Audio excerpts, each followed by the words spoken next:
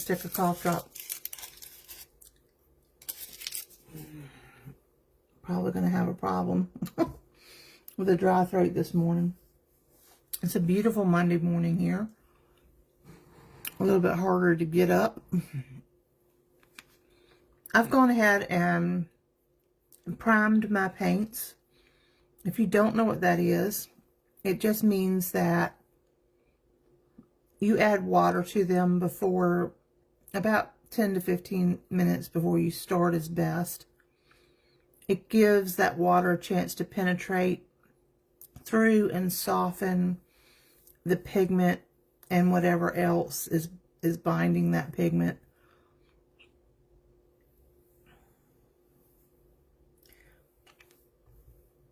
It depends on the painting.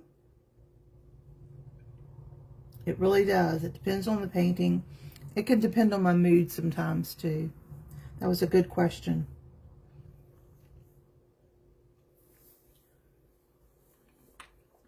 On this one, I'll probably do the background first. I'm considering, even though I made my cross pretty large here, if this was smaller, incorporating somewhat of a pretty background, I'm going to do a little bit of that, but I'm not going to get crazy because I want my focus to be the cross and the lamb.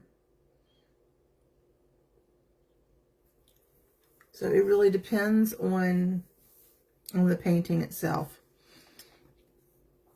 Okay, so I'm going to take my paintbrush. I just have a number 6. Actually, I'm going to get one that's slightly bigger. This one's a 12. You can just get a larger brush. And I'm going to take and I'm going to start wetting my background. I'm going to work around my cross. I'm not going to overly worry if this background gets into my cross a little bit. It'll be fine. Sometimes I would worry about that, but for this one, I'm not going to so much. I'm going to pull my light down a little bit.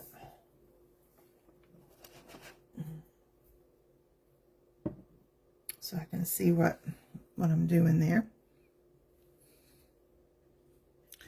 Now when you wet your paper, you don't want to saturate it to the point where it's got puddles of paint. Now this is paper that I have not used that much, so it's going to be a little bit of a learning curve for me today as I'm working on this paper to see how I like it. But I want my water to be pretty even, so you'll see me go back over certain areas. Like I said, if it gets in my cross a little bit, we'll worry about that as it does it. I definitely don't want it getting into my lamb, because I want my lamb to be kind of white, right? There's no such thing as white in watercolor. I'm just gonna not try to overly define the edge of the bottom of my lamb, because that's kind of the thing I'm going for. I made a mess right here on my drawing. I was going to put some flowers there, but I erased using a regular eraser, and it made a little bit of a mess. But this is just for you guys, and so I'm not overly worried about it.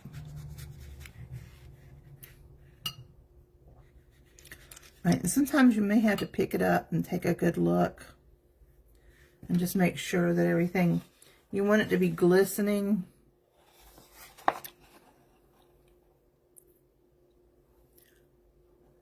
and just not overly puddle. You don't want puddles.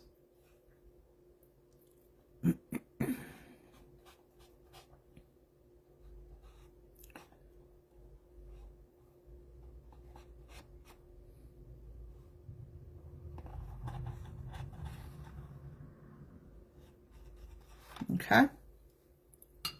I'm going to take some of my cobalt here. Still using my big brush. And even though I'm taking a good amount of paint on my brush,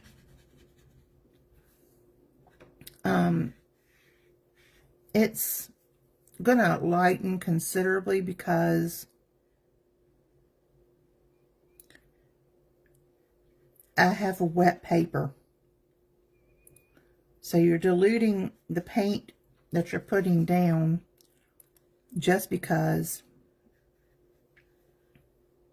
you have wet paper in general. Plus I have a large brush, and this brush tends to hold quite a bit of water.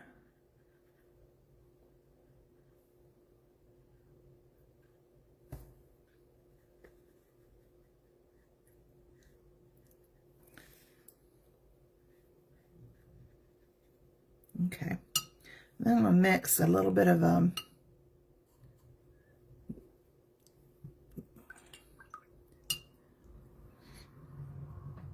yellow-green mixture here.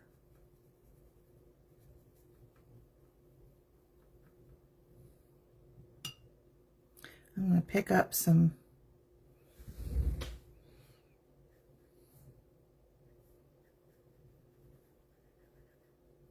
I'm going to put purple up next to,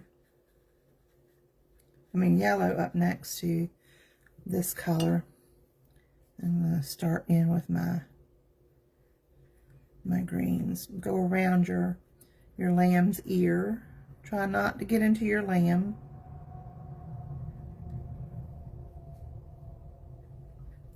You can go up into your yellow some, because those colors merge very nicely together.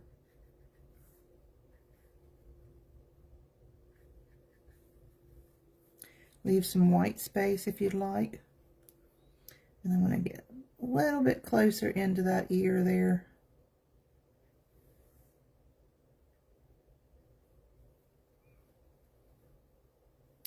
And that's pretty wet. I'm going to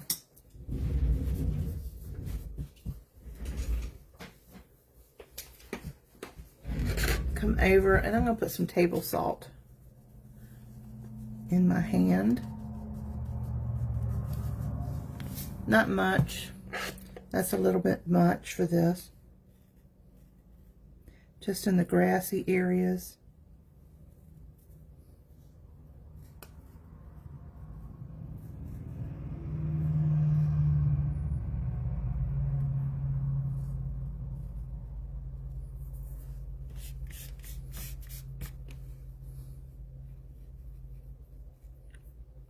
And as that dries, it'll leave a pretty cool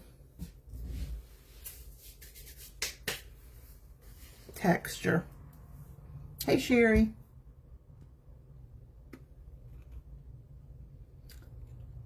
Rub it in. Hi, Teresa. Hello, Tanya.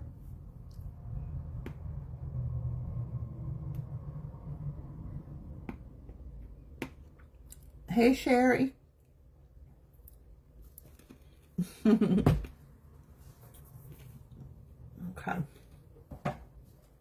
I'm gonna try this.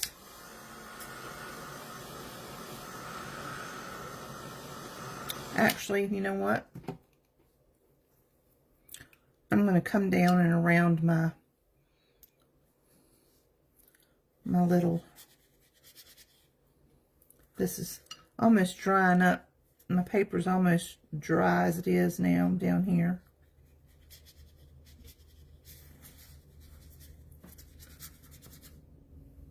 I'm just being really carefree and loose. Just, if you have a small brush, you want to get a little bit tighter with your paint marks here, but having this larger brush helps me to cover a lot of territory really quick.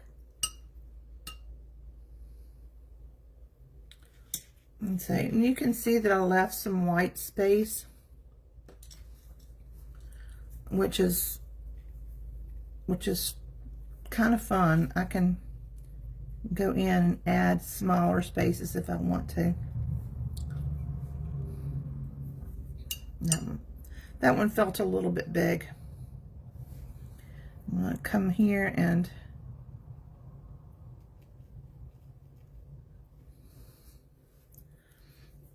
I have a little bit of blue. I'm going to show you here. You can see here I have a little blue into my sheath here, and I have a little bit of blue going in my cross, but I'm not going to worry about that. What I'm going to do is I'm going to stop this paint from moving now.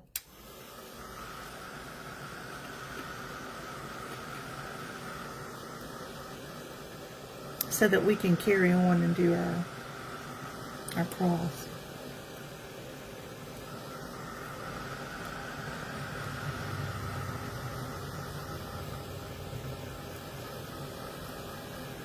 And you could have brought the salt down this way, but I did not, because I'm going to be doing some extra work down here, and I didn't want any salt to be in my way.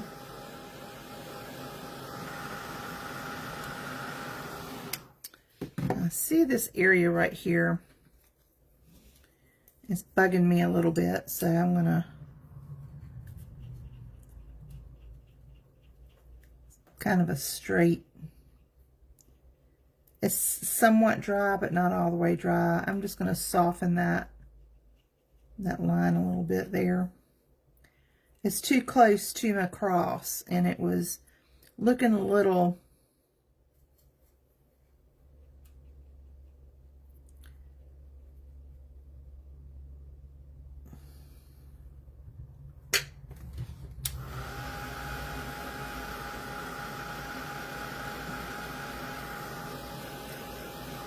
bit painterly there for me.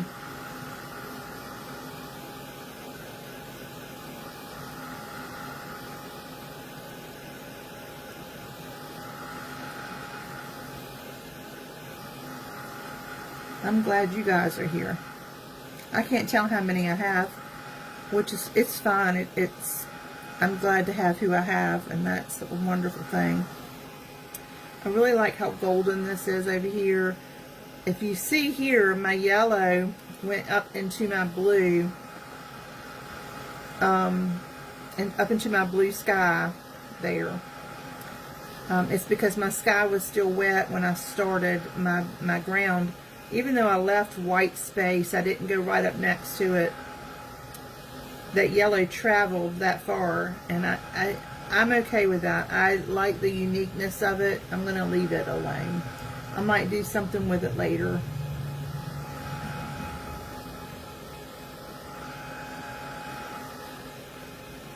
I was looking for my, I have some gator boards, but they're kind of big for recording with. If you don't know what a gator board is, it's basically almost like a piece of large high density styrofoam that you tape your papers down to, and you can move it out of the way and keep it on that surface. And you know, as artists, sometimes we're doing more than one painting at a time, and depending on what we have going on, there might be several reasons why we move that one aside to work on another one. All right, so let's see. Let's mix up. I'm going to start with my cross, and I'm back to my number 6 brush. I'm going to come down here, and I'm going to pre-wet. I'm going to turn my paper here so I can really get in and get into my edge very carefully around his ears. And I want to leave room for curls in his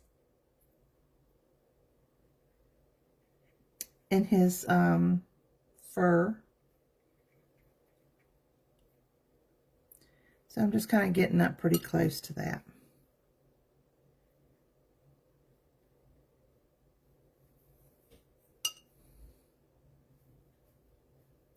I'm going around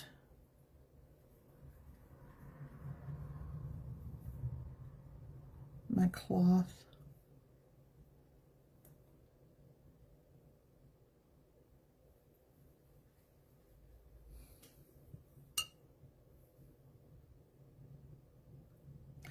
And even though you may have blue on top of it, just re-wet that area. And we're going to get in a little bit closer here to our cross. My paper wants to curl on me because I don't have it taped down. That's the advantage to having something on a pad or block or onto Gator board. So you can actually use loose paper. You can buy it at most art stores, and it's actually a lot cheaper. You can just cut it. You can get good quality arch paper. I know Hobby Lobby sells it. I'm not sure about Michael's. Okay. I'm going to go into a lighter brown. I think I'll do my sienna. And put some of that on my palette. I'm just going to lay some of this down.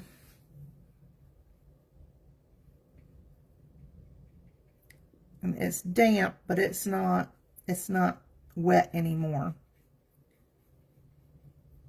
But it's helping my paint move pretty quickly.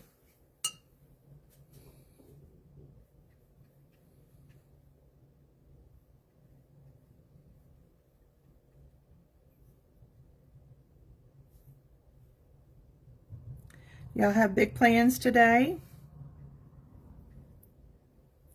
Or are you recovering from the weekend?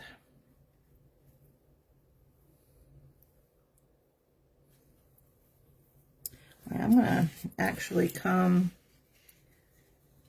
down this way below my lamb and pull down. I've got green here where my cross should have been. Hopefully we'll get that straight.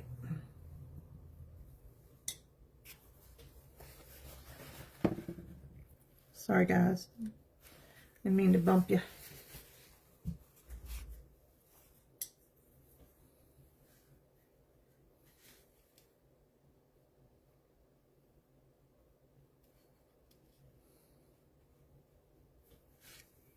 Okay.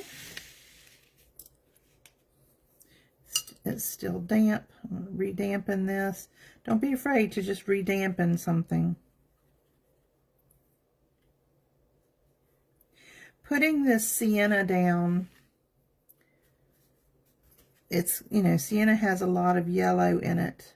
And got a little bit in the sky there. I'm going to pull that up. Got sloppy with my brush. Having a paper towel handy is the best tool you can have. But I'm going to make our little sheath purple, so it's going to look really nice up next to that purple, even though the cross is going to get a lot darker. I'm going to push this next to me again.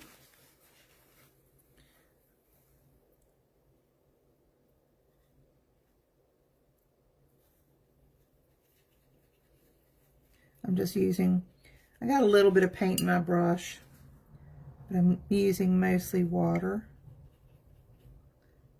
Pre-wetting. You could totally do this on a dry surface. Doing it on a wet surface, just in my opinion, makes it look softer. If you get too much water, like right here, I'm just going in with a damp brush, picking some of that water up. leaving the paint, but just tapping in and grabbing some water. Okay. And I'm going to grab a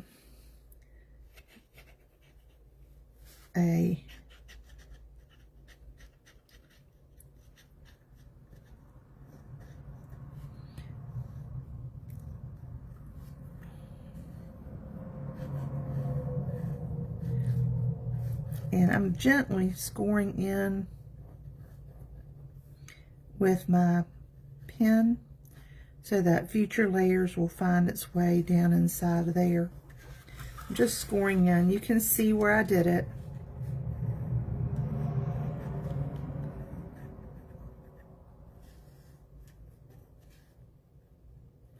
Where the paper is starting to dry more, you won't see it as much right now. So you won't see it down here as much.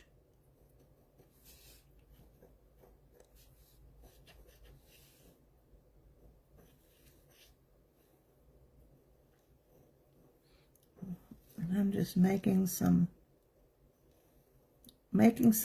score marks into my paper because we're making wood.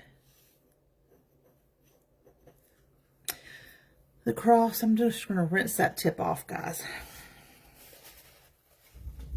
Let's see what y'all are saying.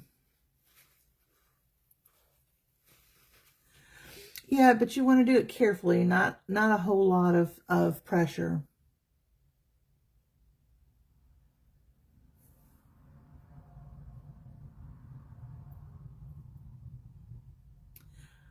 Mary Ellen, I hope you will.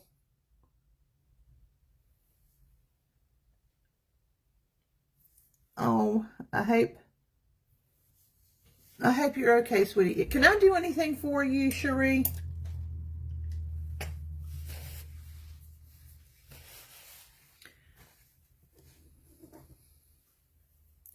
One of our members probably needs some prayer, guys. Some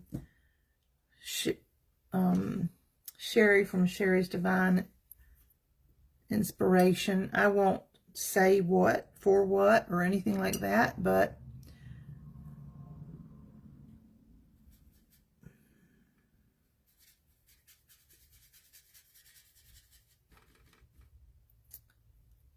yes, Mary Ellen, it's not on the page yet. I just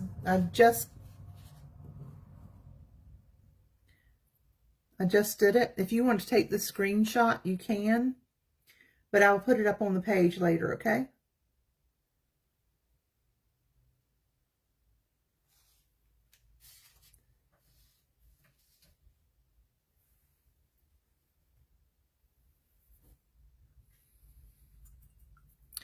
All right, back to our cross. It's still damp.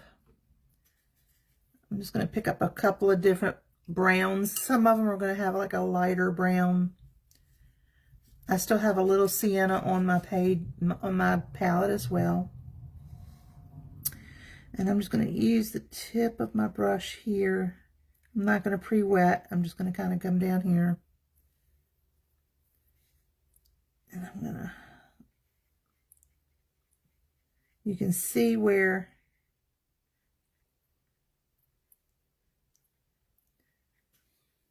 I scored into the paper right there, right down here. And if you want to, you can make some more scores. Because while it's wet, it's fun time to do it.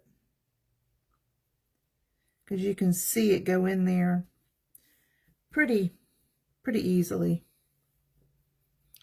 Right here is the back side of the cross. I'm trying to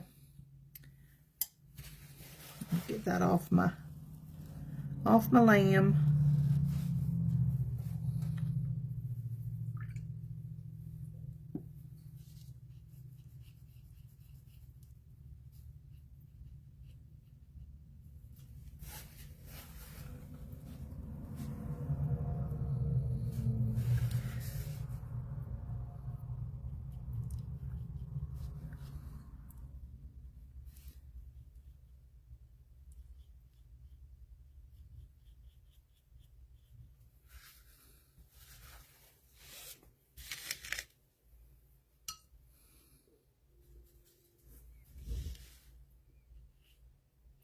I wanted something pretty easy with some fun technique, but that anybody could do.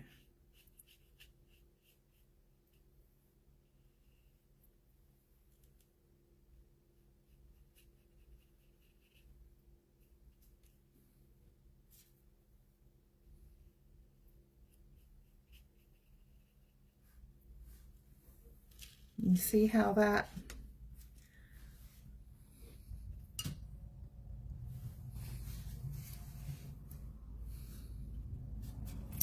my pleasure.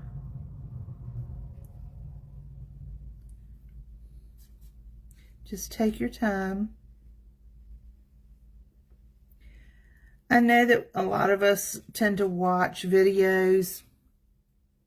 We watch YouTube. All of those are very highly edited videos, and it looks like these paintings take no time at all. And I got news for you, they do. You know, set some time aside for yourself, because working with watercolor can take a lot of time.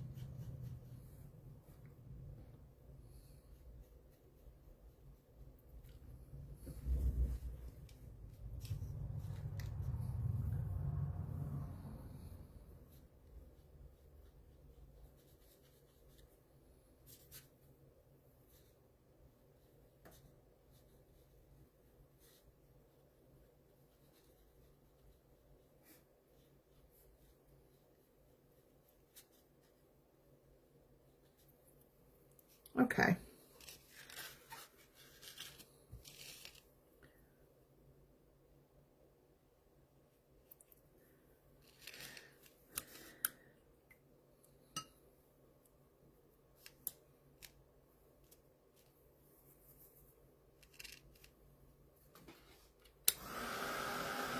Let's go ahead and dry that.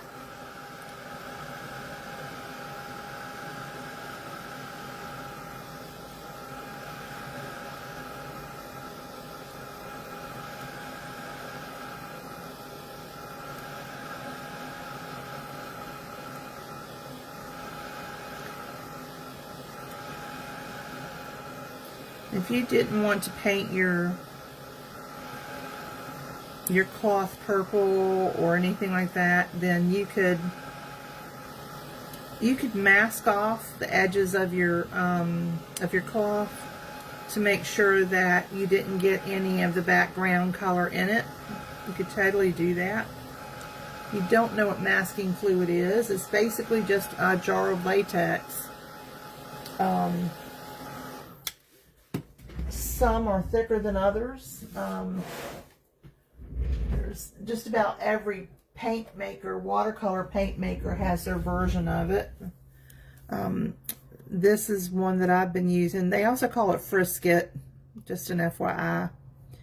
And if you have a latex allergy like I do, you need to make sure you're wearing gloves and protection, because this is straight up latex.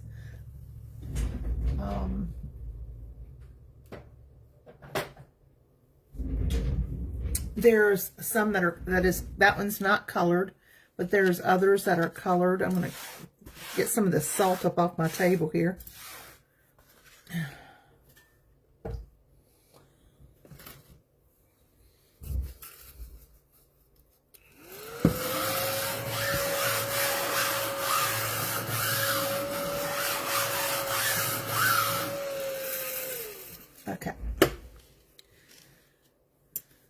I'm going to take my brush again, and I'm going to make myself some pretty purple here. Add a little bit more water to my paints. And I want to mute my purple some. Just add, you can do that by adding water. If you still want to like lessen the intensity, the purples that are in your paint sets are usually pretty strong purples. Trust me, you can ruin a painting with these purples by going in too heavily with them. A little, and I do mean a little bit, goes a very, very long way with them. So you want to be careful. So the opposite of purple, who knows the opposite of purple on the color wheel?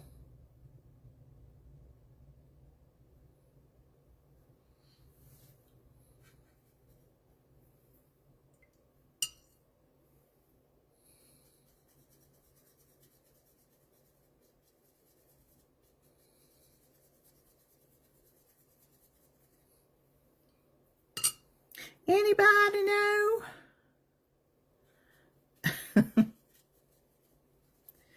The opposite of purple on the color wheel.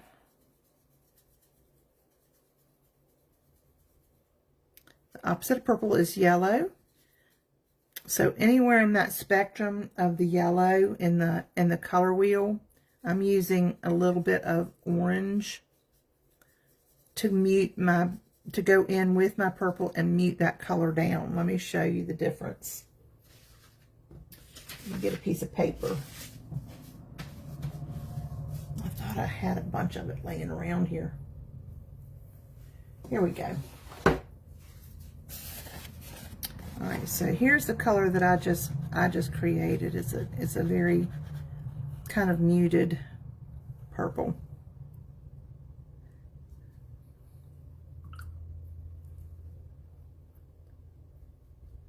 Here's the color unmuted. See the difference?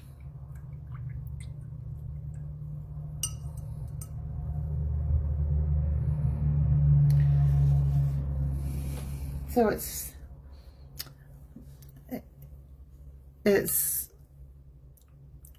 red is actually in purple, in the making of purple. Red and blue is what makes purple. And so it would give you a very pretty red purple.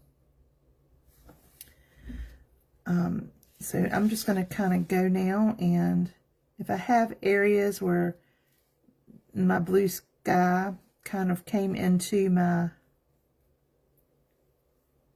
shroud here, I'm going to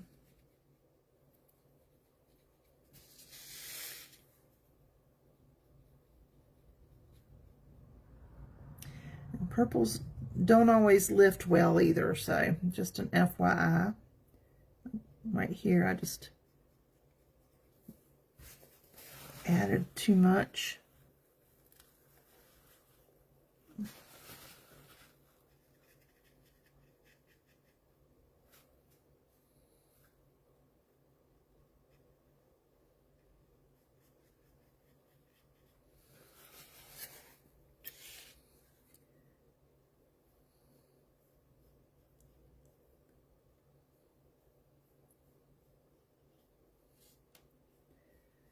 And I'm going to come down and add some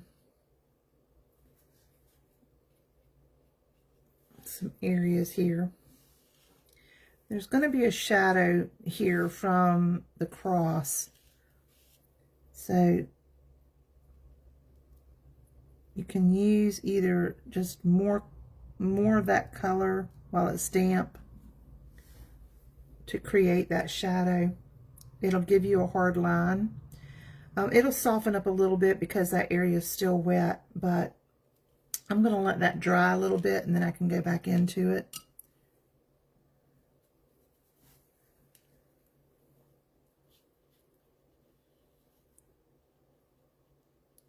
Carefully. Being really, really careful right here.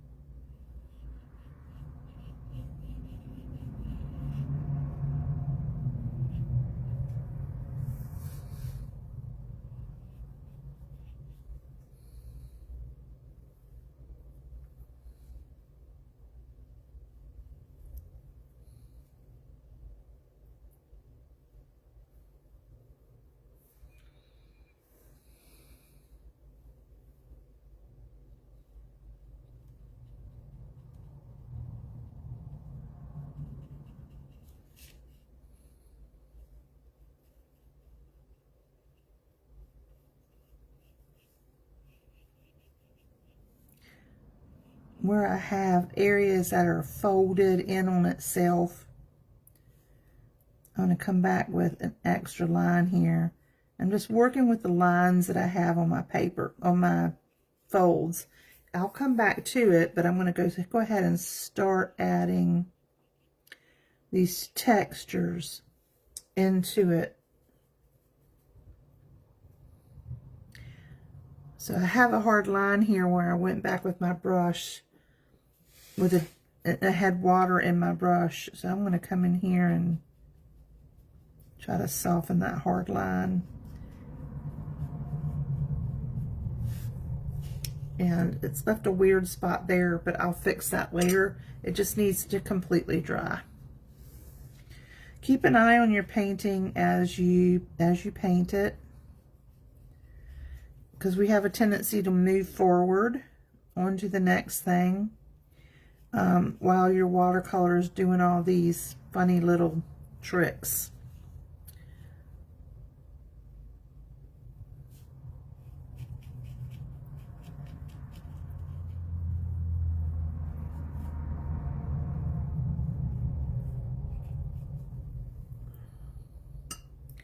All right, I'm going to dry this.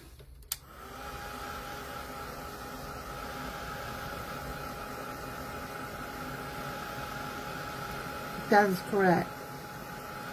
I actually used orange because orange is next to yellow on the color wheel. You can do that.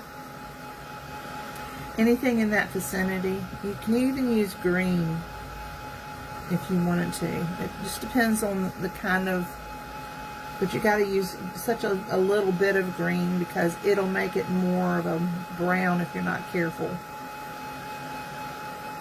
So playing with your colors and mixing colors and so on is a lot of fun, and you'll learn a ton by doing it. If you can afford to buy yourself a color wheel, they're not very expensive. You can even print or download and print a free one off of the internet. Just go to Google, our friend Google, and ask them for a color wheel. All right, I'm going to take this over to my side, and I'm going to try to dust off some of this salt that I have into my trash can.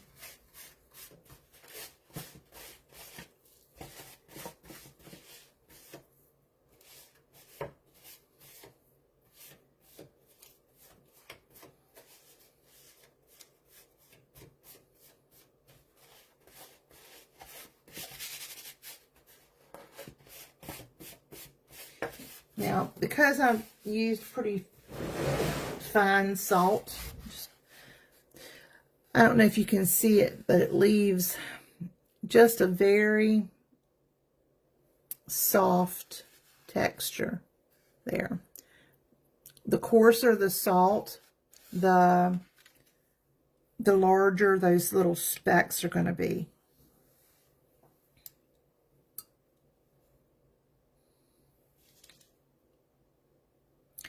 All right, I'm going to take and pull over some more of my purple from my palette.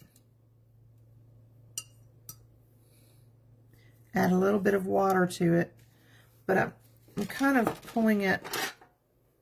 See how it is? I added a little bit of water to it.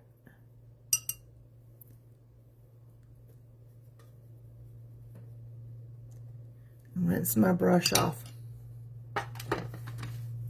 I'm going to take a smaller brush. I'm going to just go down to a number. This is a number 2, but you can use a smaller one if you want to. And I might switch down to, this is a 3/0, which is much smaller. Right, I'm going to take my purple, which is very intense. This is original. I'm not going to mute it. And I'm going to kind of go up underneath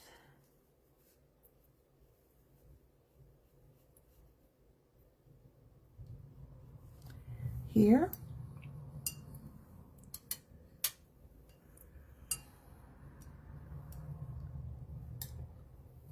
All right. And I'm going going to run my brush right along that edge. Do y'all remember what that does?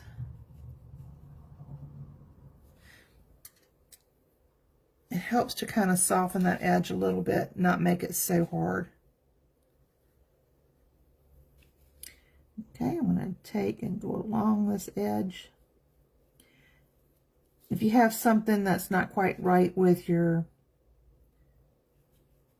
cross, like it got a little wonky on there, using these darker colors to shade with will help us to correct those things as well. If you're not really seeing a lot of water put down, go back with a larger brush that holds more water. Obviously, this larger brush is going to hold more water than this smaller brush, right? Remember to tap off when you go to your water bucket. Okay. All right, we're going to go back in to our paint. And into the shadow areas, I'm going to start putting in just little areas here.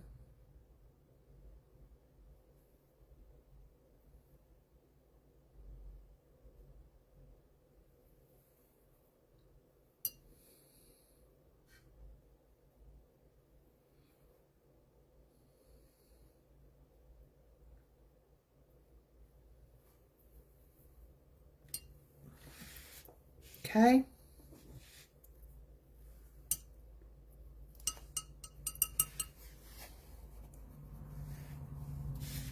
And then if you need to soften any of that, you can. Sometimes I don't. Sometimes I want to keep that harder line. I'm going to come back up here because this is starting to dry. And I'm going to put, when your colors dry, they tend to soften. They get a little bit lighter. So right up by the cross is where it's going to be the darkest. So I want a small, thin area that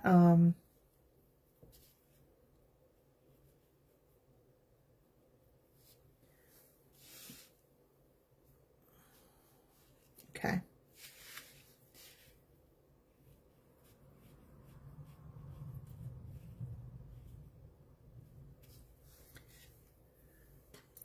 And oftentimes you'll see me hold two brushes in my hand because I'm going back and forth.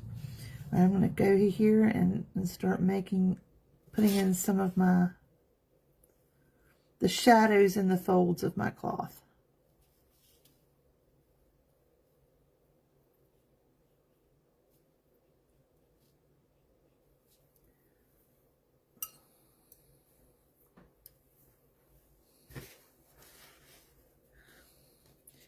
And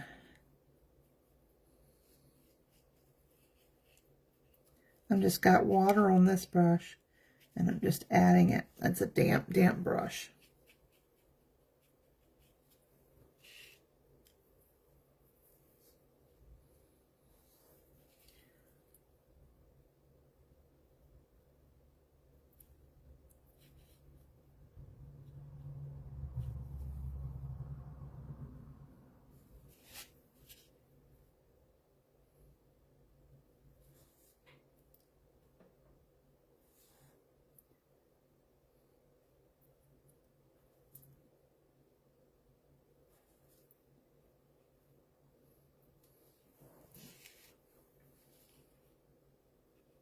I tend to get quiet when I'm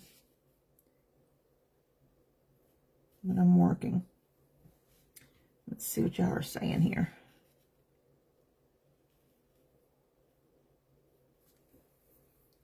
So just don't be afraid.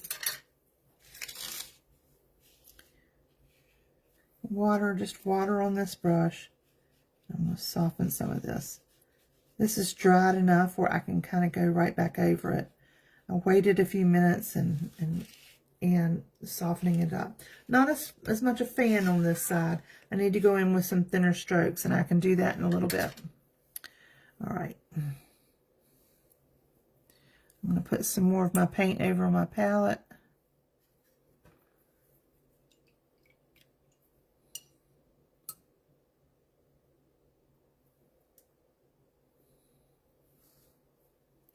I'm going to take some of this. I'm going to pretty much come right up to where it folds and bends. I got too much water on my brush.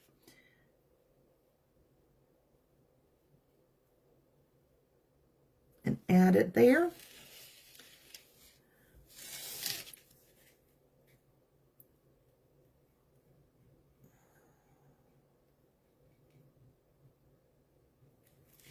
Add it there.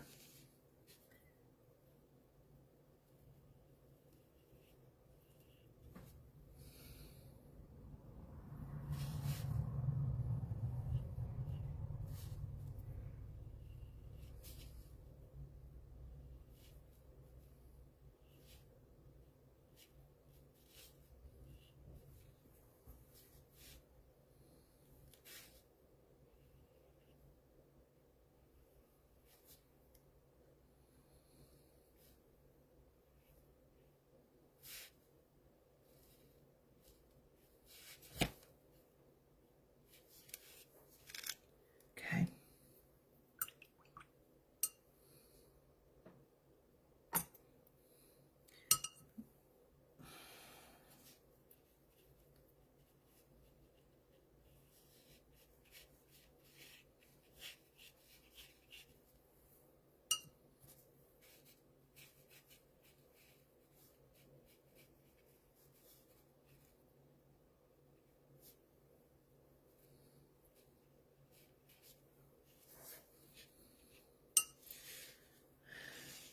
All right, let's see.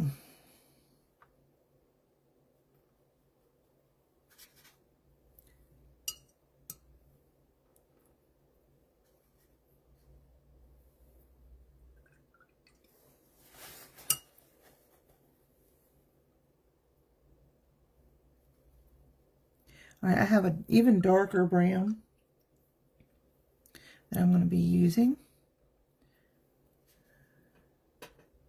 It's almost like a black brown color.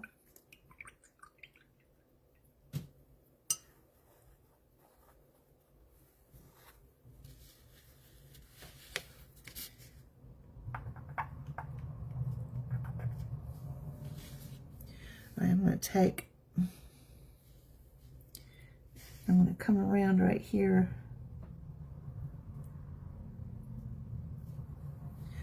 Just make a little bit of a dark area where our lamb is leaving a shadow. Just coming back with a damp brush there. I'll do the same thing right over here. And right here, just barely touching our lamb. I'm going to go around with the tip of my brush. You can use a smaller brush.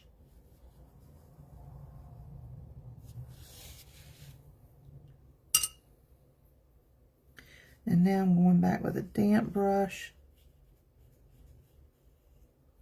just to soften that. And now I'm going to use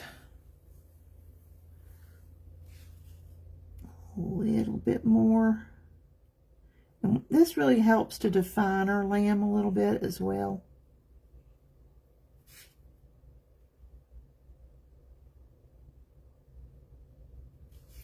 I'm not going all the way up to the top of him because there will be light at the top of his head, but I am going where there's grooves and coming up slightly to the top because it helps to define and separate him from the cross.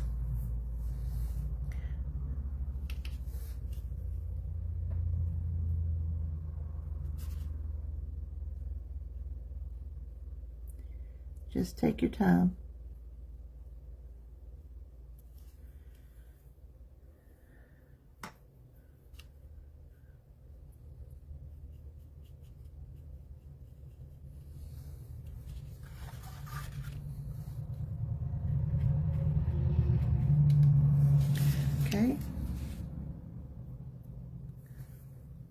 And then I'm going to take and do the same thing here underneath our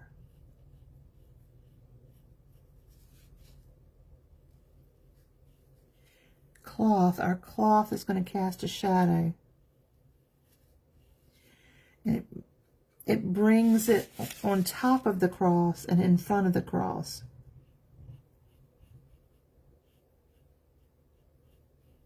I'm not going all the way up to the top either, because that's where the sun is hitting it.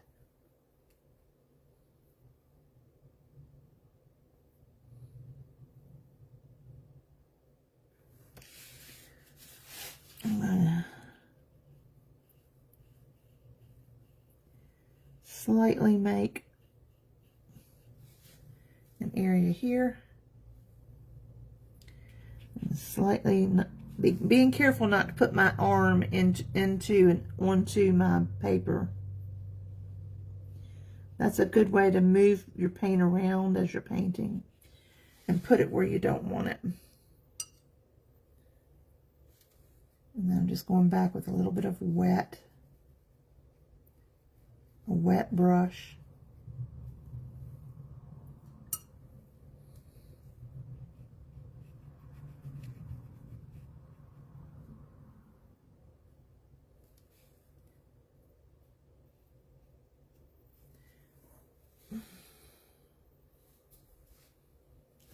I'm going to take, I'm going to come at the bottom of my cross here.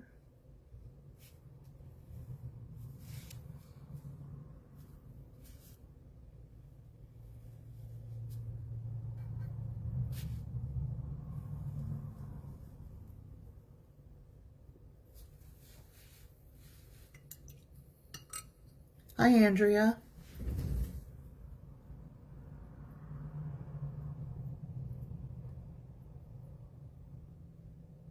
Oh, it's okay.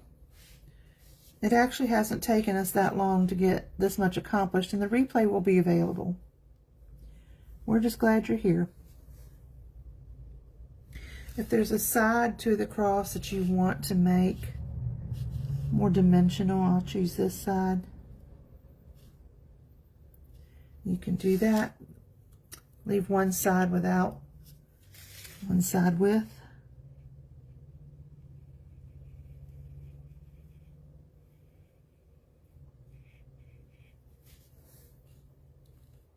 It doesn't have to be perfect, because remember, this is a rugged cross. This is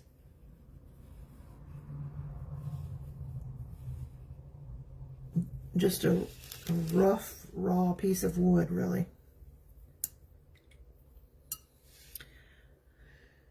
Okay.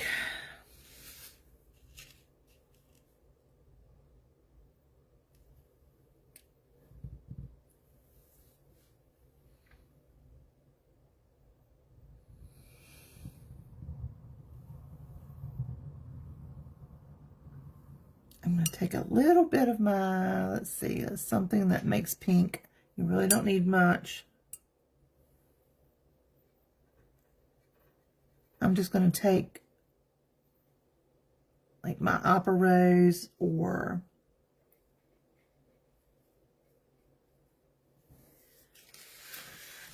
alizarin crimson and water it down. We're going to go ahead and put some ears in there. We'll pink them up at first, but these will get, you can mute this pink by adding green, a little touch of green, or any of the colors in the color wheel that are surrounding that color. Okay.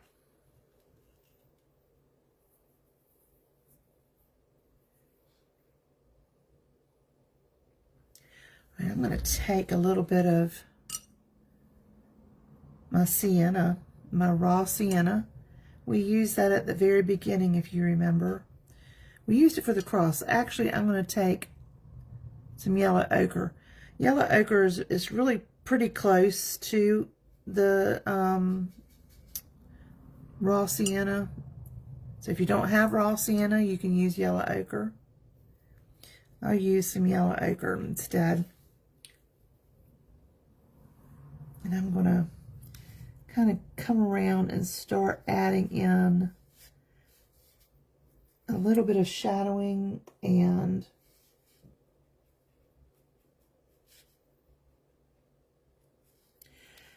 what I call purposeful, very purposeful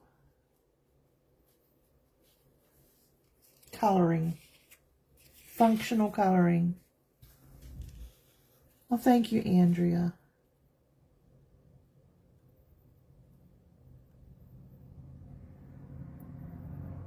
That's fine. I mean, people remain as a beginner for years and years and years. So I'm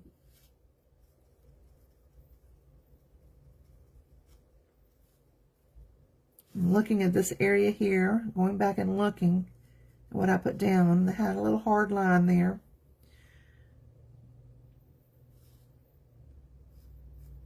I'm just adding this so that I have a little shadow underneath of his face. I'm going to take some of that and I'm going to take a smaller brush, dampen it.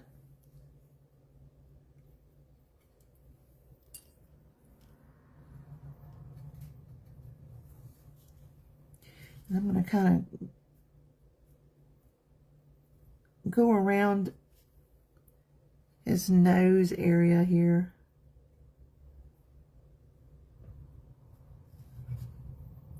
I got a lot of water on my brush, or either it fell off the ferrule, so I'm going to pick some of that back up again.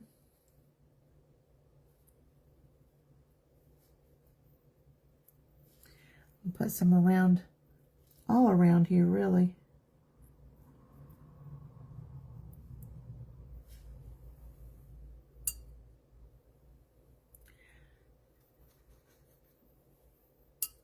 Some of these areas are going to have more water than others. And I'm going to kind of put some around here. I'm going kind of around his eye. Can you see that? Just trust the process here. Trust the process, guys.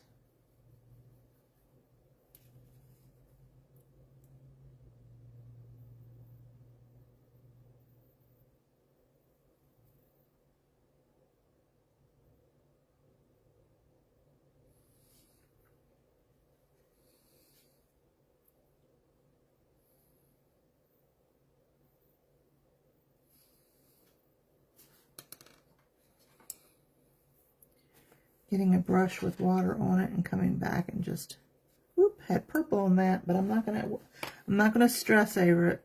That's the importance of trying to make sure you've got good clean brushes. And if your water is like, I have purple in my water, see that?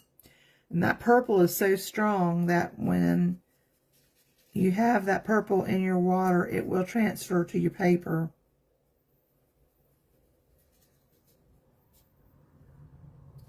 Just an FYI there.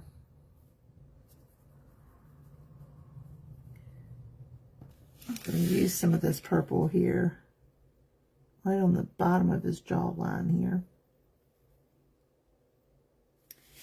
And then I'm going to come over here and I'm going to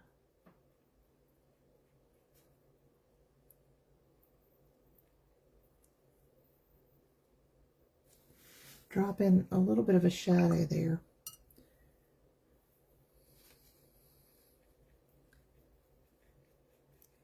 Got a wet brush, and I'm just going to soften this down.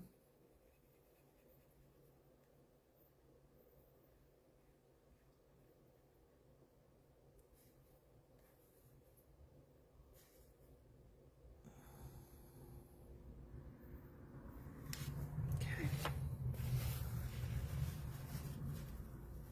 And you don't have to use these colors. You can use some blues. Let's see what kind of blue I want. Here's a phthalo blue. Phthalo blue and raw sienna. Make a really pretty gray, and if you mix them together, they make a really pretty color as well.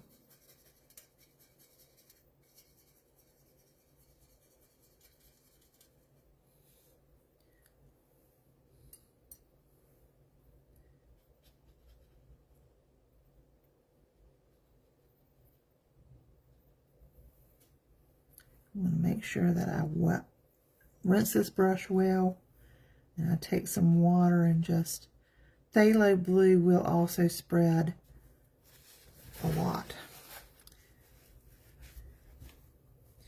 but it will pick up. Purples won't.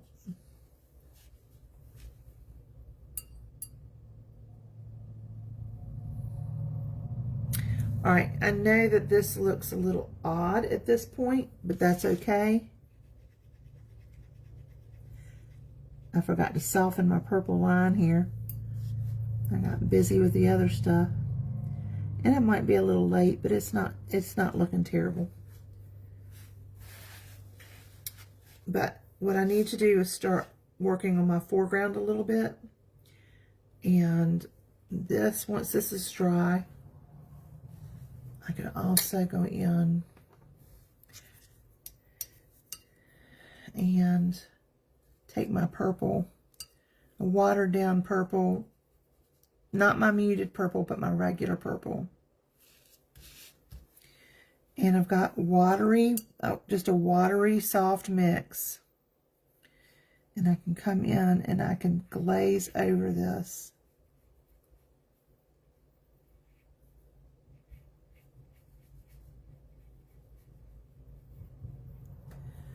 I'm going to rinse this off really well. And I'm going to just add water up top here so that as the sun's coming down, I have that highlight.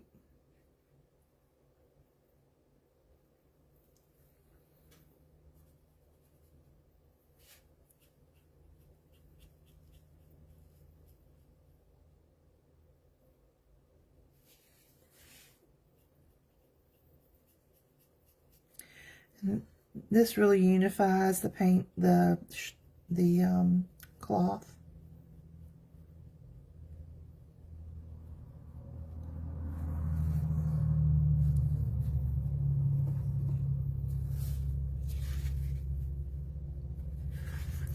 While that's wet, I'm gonna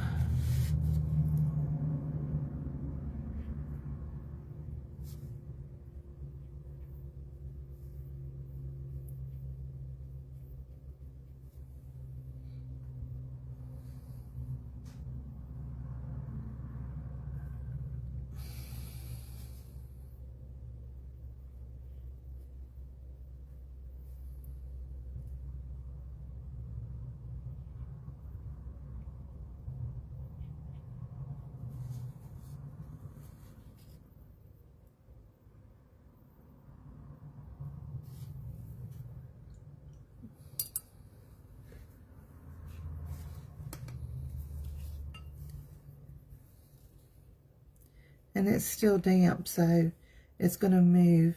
I'm just making sure that it does with a little bit of a damp brush there.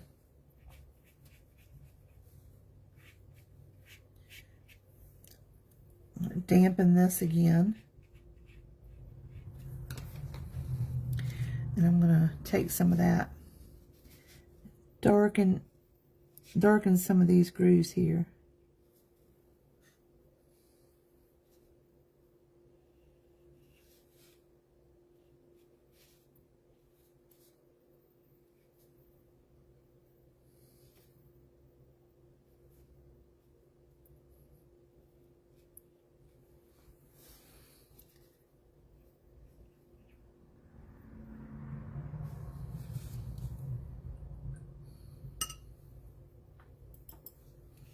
I'm going to dry all this.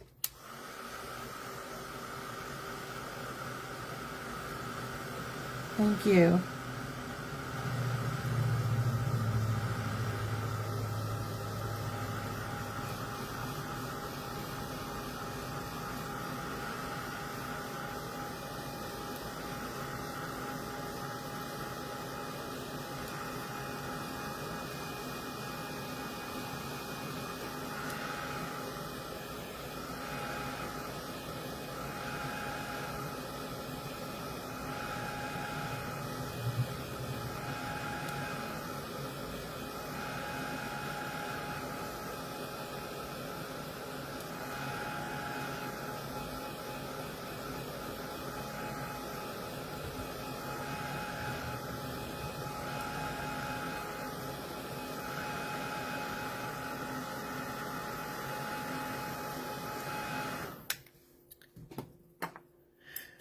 Okay, let's see here. Let's get a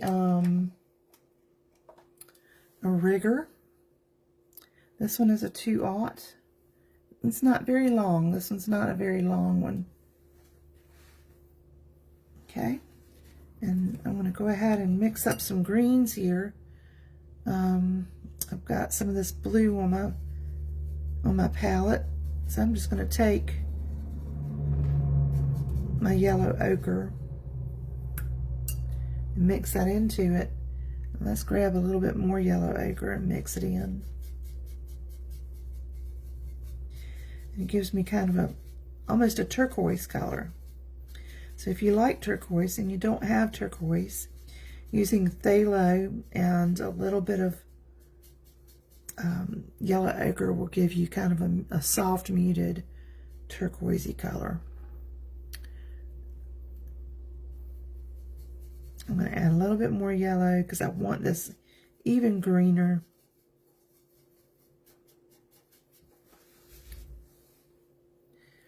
And I'm going to kind of,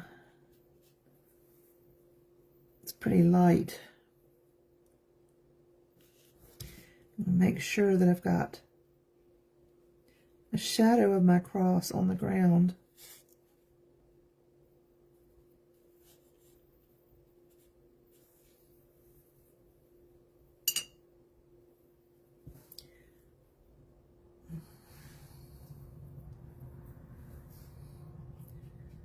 Was there an FYI I needed to see, Sherry?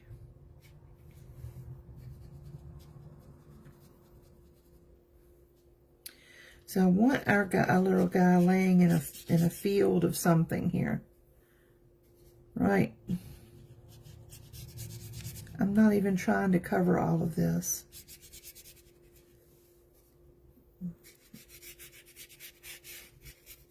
I want to leave some of these other colors of green. And let's see what other color we can use here. What's this? This is black, I think. It is. I don't want black. I don't want black.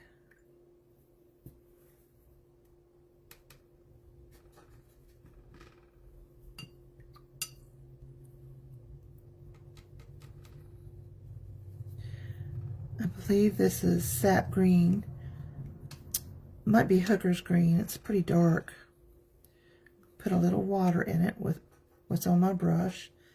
I want that paint to move. I want it to be not so, I don't want it to be thick. I want it to have movement, kind of the consistency of milk.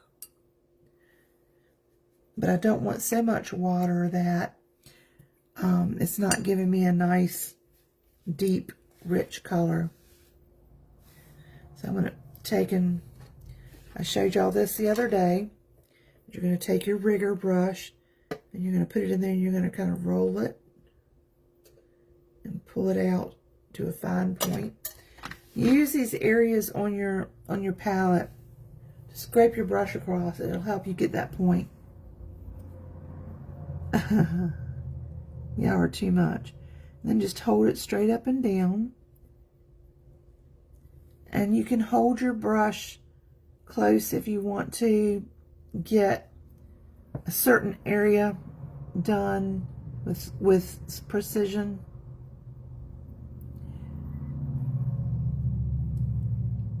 Or you can pull back and get real loose with it, which I'll do in a minute.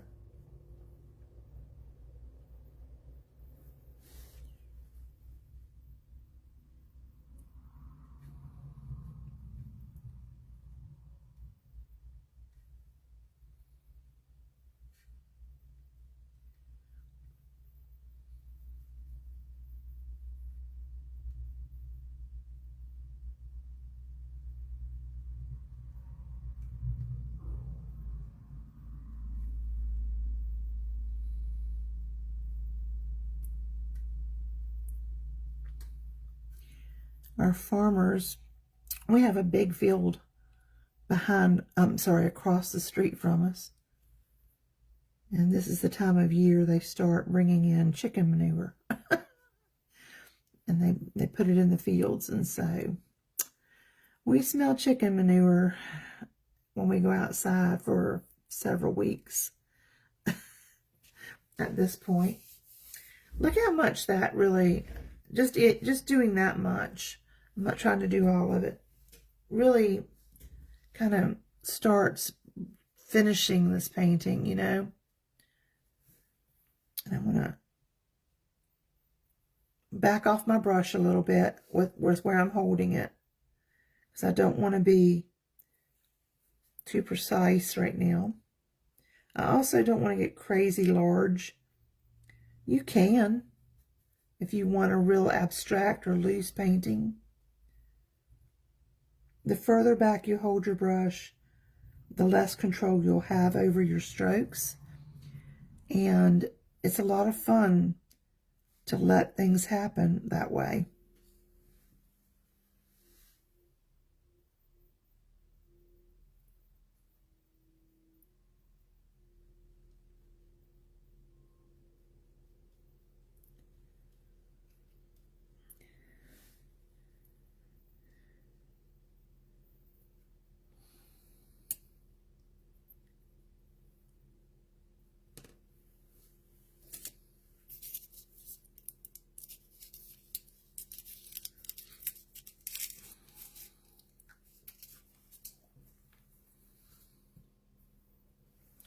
All right, I'm going to take the same brush and I'm going to take one of these clusters here and I'm going to lay it down a little bit and make a little fat.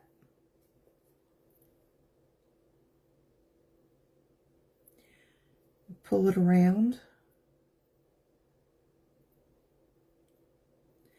Make use of your brushes. You don't want to just use the tip. Sometimes you want to use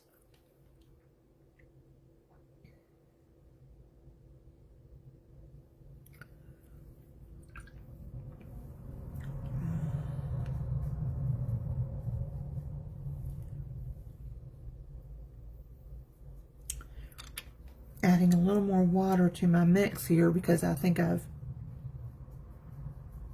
thickened my paint up somehow.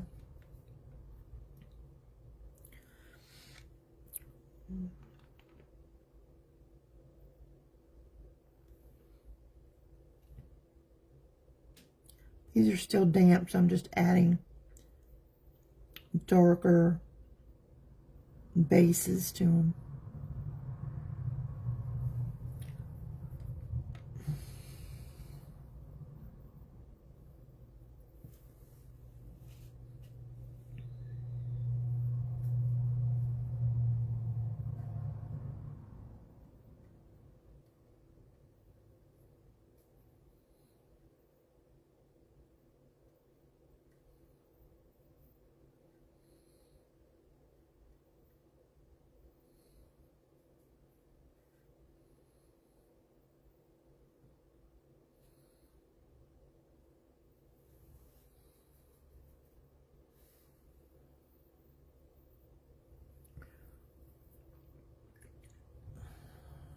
All right, I'm gonna let those dry.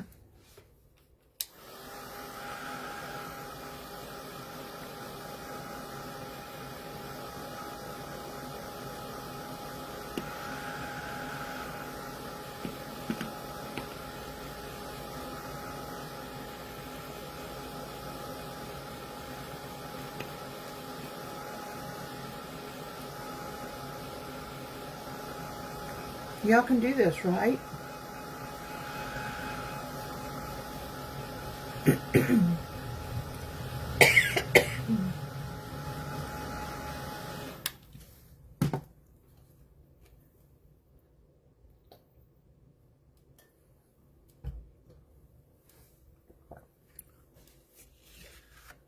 Now I want to go back and kind of darken my cross a little bit.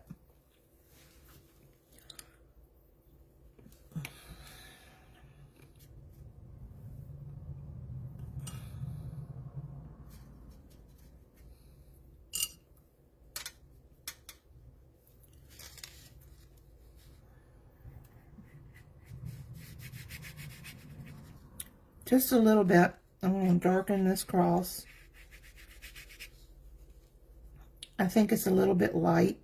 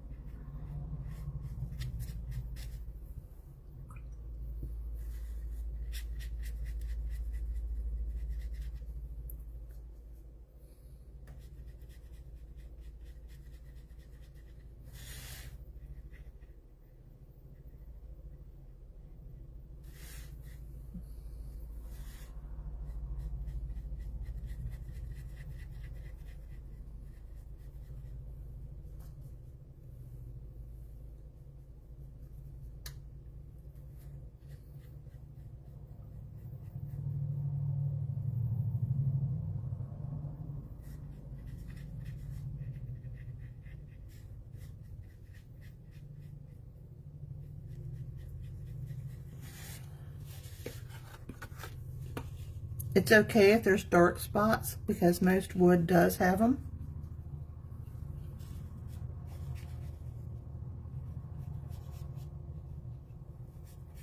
We're just doing the glaze.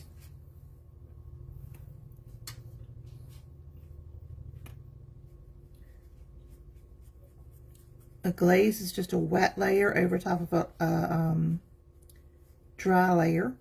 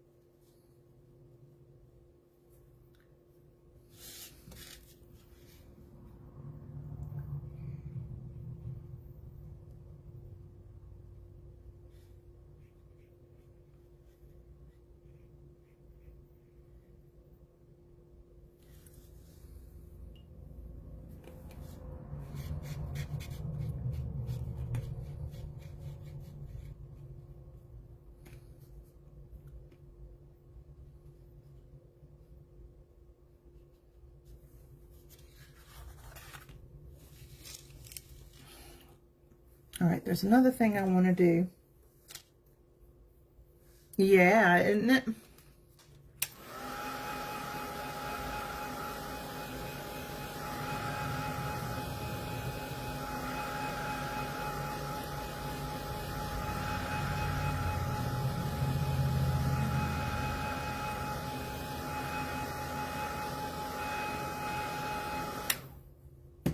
Your dryer is going to be your very best friend, guys. It helps you to keep moving on. See how this much lightened up?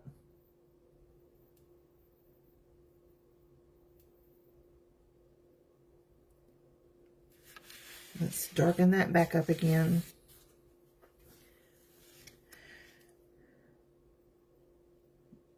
We had it really dark a while ago, but that's how much watercolor will lighten on you.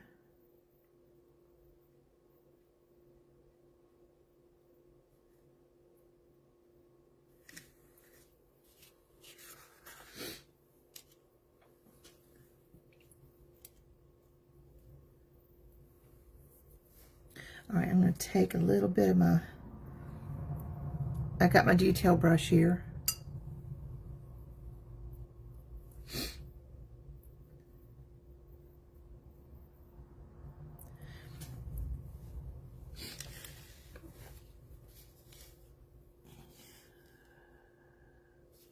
I've got a little bit of water on the ferrule of my brush. And when you're doing really fine detail work, you do not want that on there.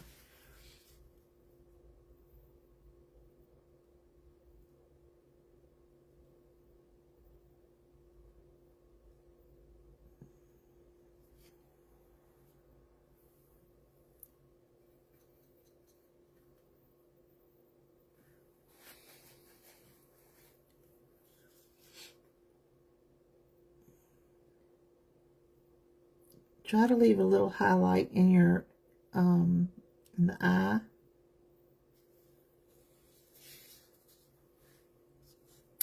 If you miss it, then don't worry about it. We can take care of it.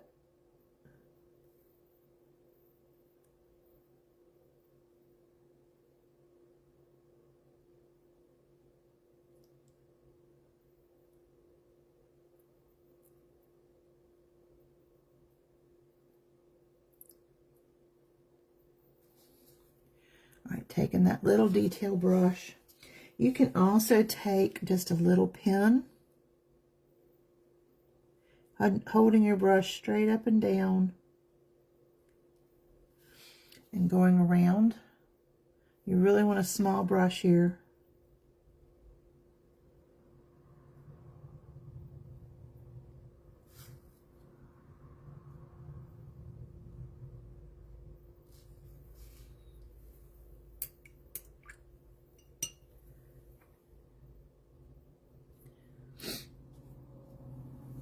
fix this.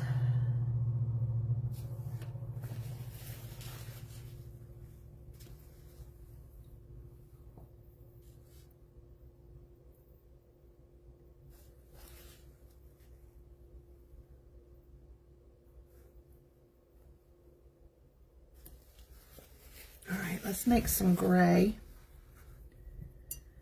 I'm going to take some of my brown here, along with my blue. Brown and blue make a really pretty gray.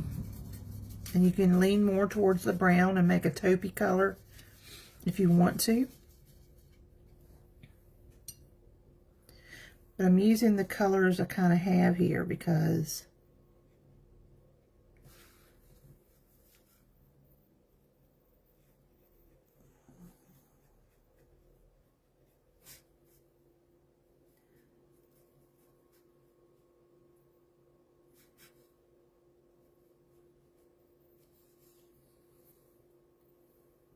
I'm going to darken some of this area here, but I'm going to make sure I've got a soft edge right here that's going to fade off.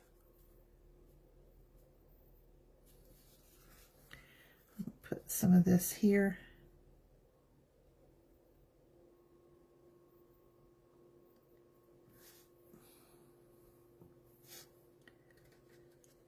Just softening some of this edge as we have our little shadow here.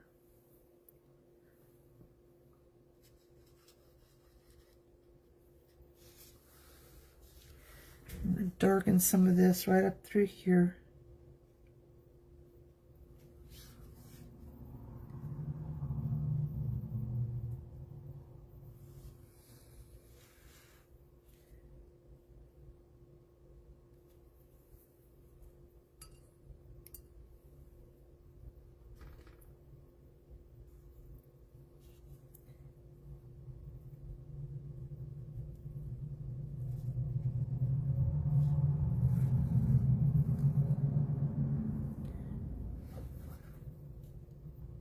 And we'll use a little pink mixed into this, just a little bit.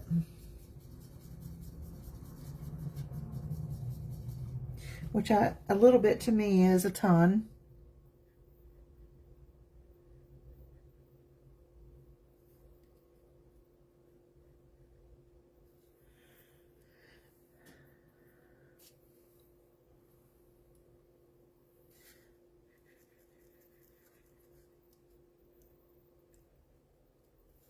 I know that looks like a lot, but it'll soften off pretty nicely. See how losing that edge and just softening it off creates these shadows. If you feel like you've got too much in an area, you can take your paper towel and try to lift. Let's see.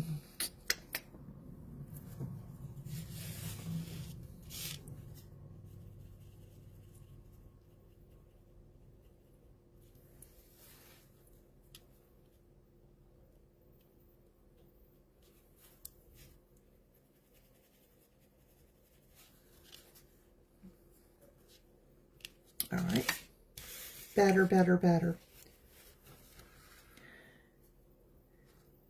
You put some of this pinky stuff right through here as well if you want to. You don't have to add the pink. I just thought it would be fun.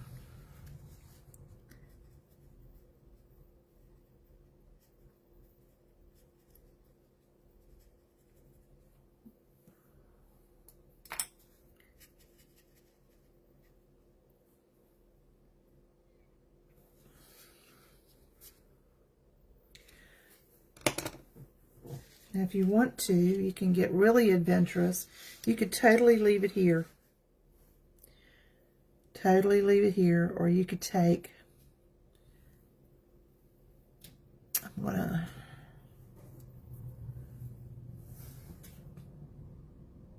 let's see.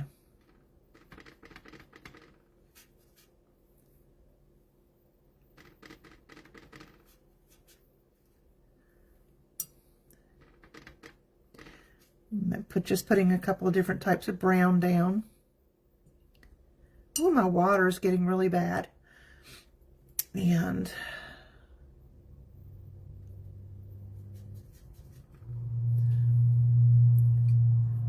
but it's going to be okay.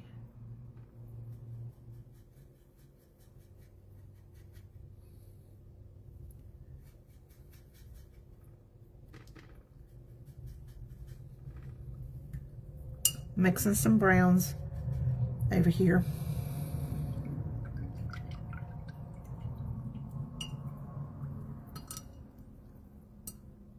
It does. The shadows really help. See, I need to go back here as well. So before I really water this down, I'm going to do that. I'm really going to add a shadow here.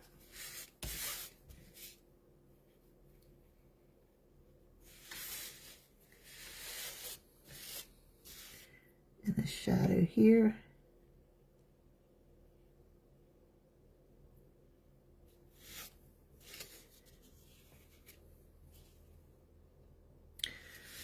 And darken this shadow right here.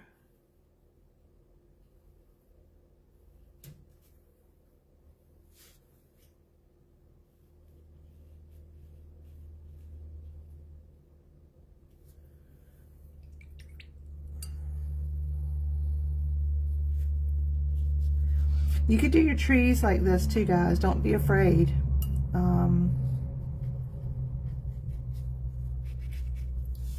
You don't want all your trees in a forest to look like that, but it does help.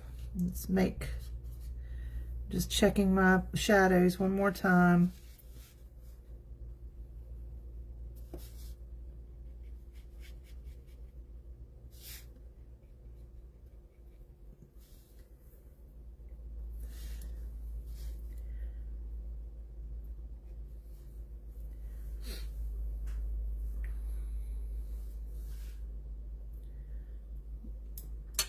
All right.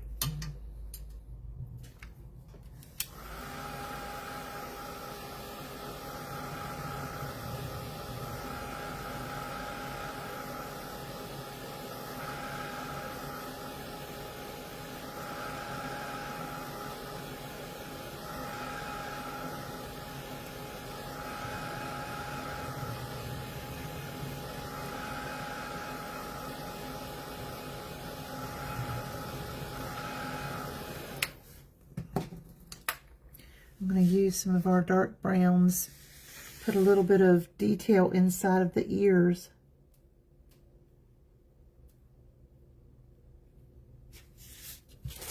Because they don't need to be terribly pink.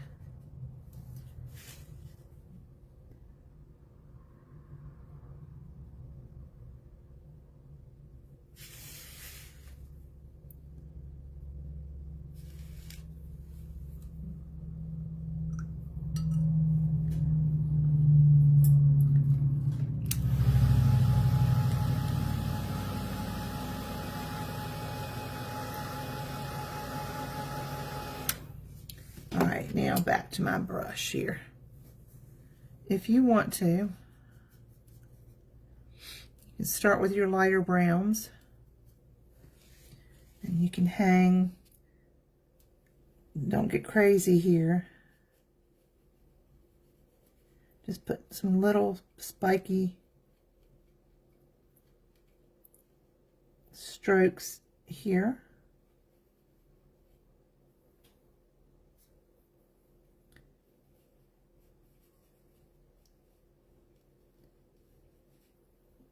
And this is a good way if you don't have the type of coverage you want. And then I'm going to go to my darker brown.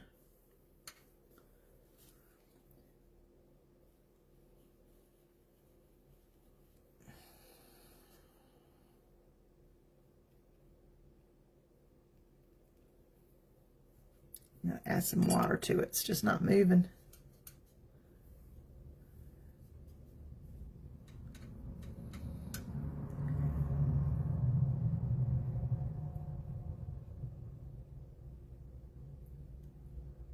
Make them spiky, make those edges stand out in the lighter areas of your painting. You really want those spikes to kind of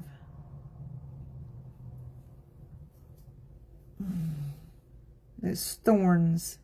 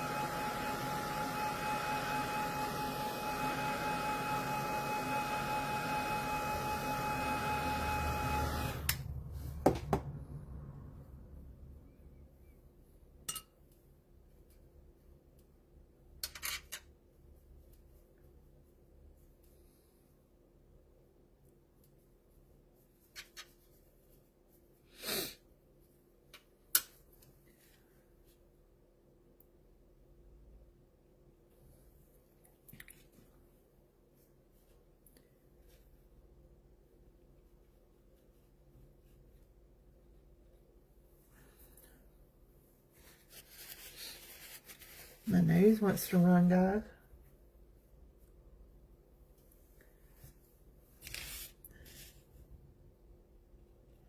And you could have just saved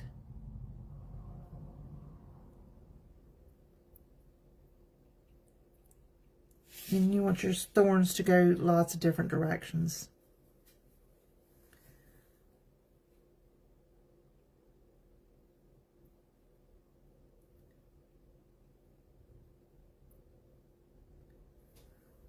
Okay.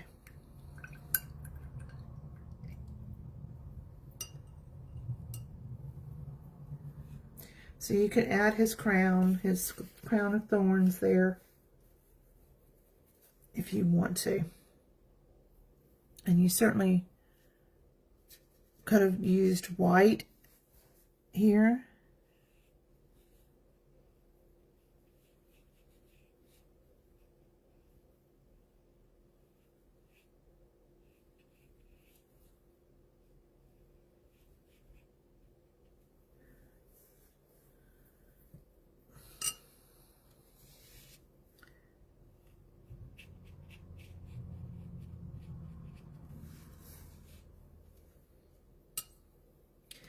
And you can add flowers here if you want to. If you do that, and you let it be a forethought, and you can take your masking fluid and mask them in. We'll do that on the next one. We'll use some masking fluid. I'm going to make a little bit of a darker foreground. Our foregrounds generally will get darker in the front.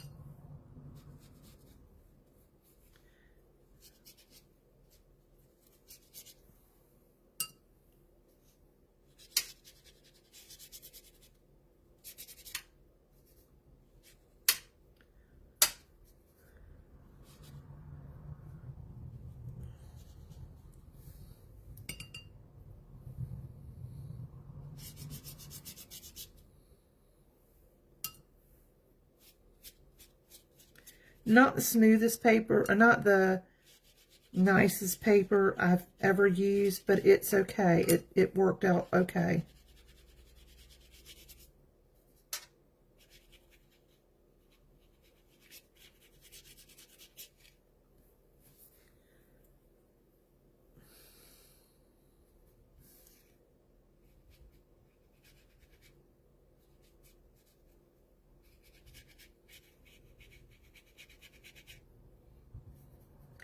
Let's make a really dark shadow here for our little guy.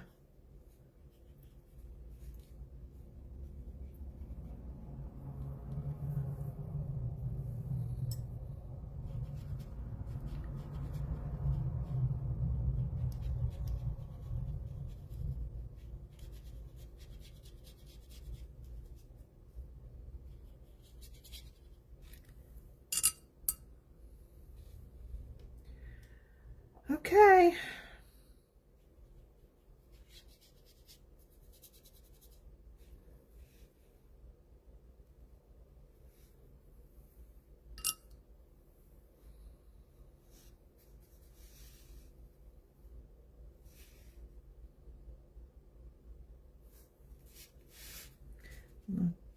Pull.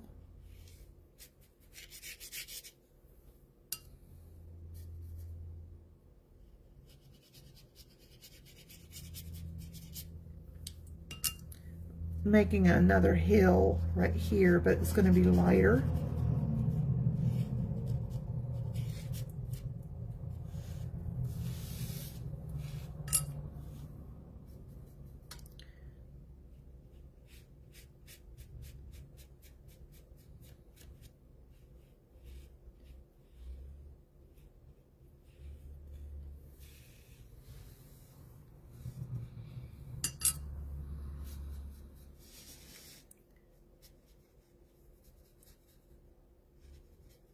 And just play.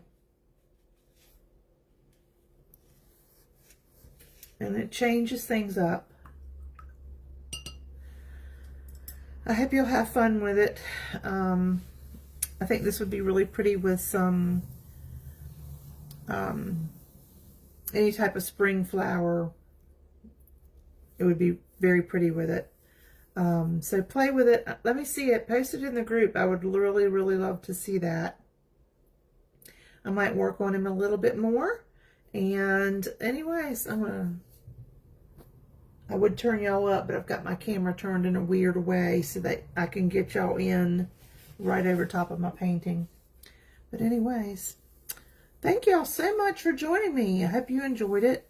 I'll get this tracer up for you. Love you guys. Bye.